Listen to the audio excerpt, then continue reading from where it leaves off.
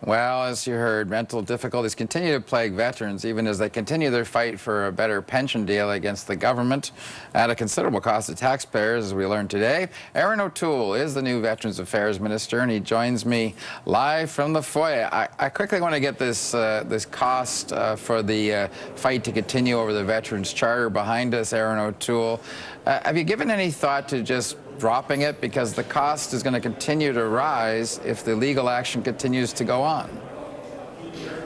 Well, obviously, Don, I can't talk too much about what's before the courts, but certainly before becoming minister, had met with some of the principal people behind this and had a talk with them on it.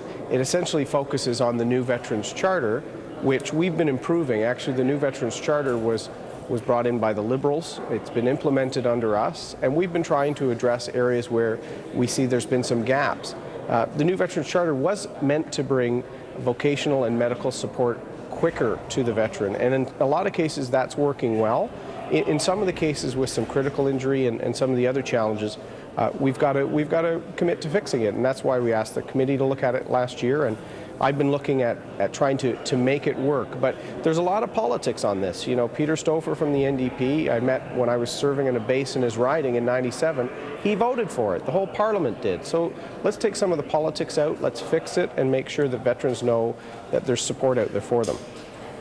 You do see, though, the optics are pretty ugly of this kind of a legal tab to continue battling veterans in the court system, don't you? Well, look, I wouldn't, want to be, seeing any veteran who's disappointed to the point of going to court. As a former lawyer, Don, I think court has to be the last resort for anything. In my last 3 weeks, I've been trying to reach out and listen to as many people as possible, to hear new voices on the veterans front, to make sure that we're addressing the needs of veterans in their older years from the World War II and Korea, newer veterans from the Cold War era, NATO, and from Afghanistan. So let's talk about some of the challenges we have to face, but there's also a lot of great work going on, particularly on mental health. And it is Bell Let's Talk Day, and Bell's been a great champion of reducing the stigma. We've got to reduce the stigma associated with mental injuries from service so that people can get help quickly, because I've met a lot of soldiers that when they got that help, they get back to a new state. In fact, many redeploy and get back to being a productive member of the armed forces, a productive mom or dad. But you really have to put the hand up, and we have to show them that it's okay to do that. I'm curious, one of our strategists when you were appointed, and it got pretty universal praise as the appointment went forward compared to Mr. Fantino, but he suggested that you must have got a mandate from the Prime Minister, because you're a veteran yourself, and you'd want to do changes in Veterans Affairs, not just try and smooth over some communications issues. Did you get a mandate for change? Have you got a blueprint in mind that will change the way veterans are dealt with on mental health issues? I had a really good discussion with the Prime Minister when he provided me this opportunity to serve our veterans. And one of the areas that I think the Prime Minister's leadership has been clear has been mental health. So if you look, in 2002 was the first time either the Canadian Forces or Veterans Affairs had an operational stress injury clinic. 2002. And there was a couple of opened under the last government.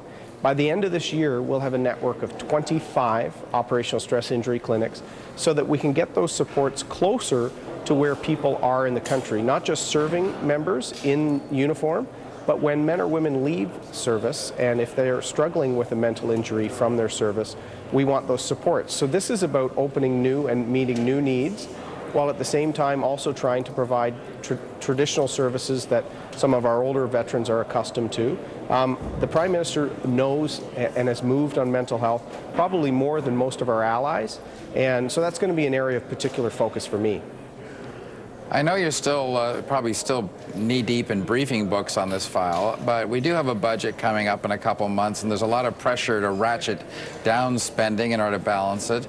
Can you guarantee to veterans that they will not take a cut in budget in 2015-16, or even at least maybe even get an increase in spending on veterans in mental health issues in particular? Well, if you looked on at veteran spending under our government, from the time we formed government, so what the last government was spending, we're spending now over $700 million more.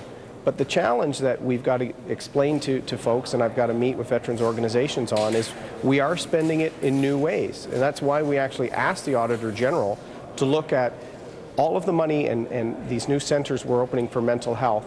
Is it having the impact we hope? We want to make sure we're getting wait times down, we're getting assessments quicker. That's why we asked him to look into this area. But these have been brand new investments both the Canadian Forces and Veterans Affairs have been making to serve a need that wasn't talked about 50 years ago or even 25 years ago. So we are doing some things well, and let's just talk about the things we need to do better. All right. Well, once again, congratulations on the appointment, Erin O'Toole, and good luck. It's a difficult portfolio, but pretty certain you're going to do well in it. Thanks again. It's good to be back with you, Don. Thanks.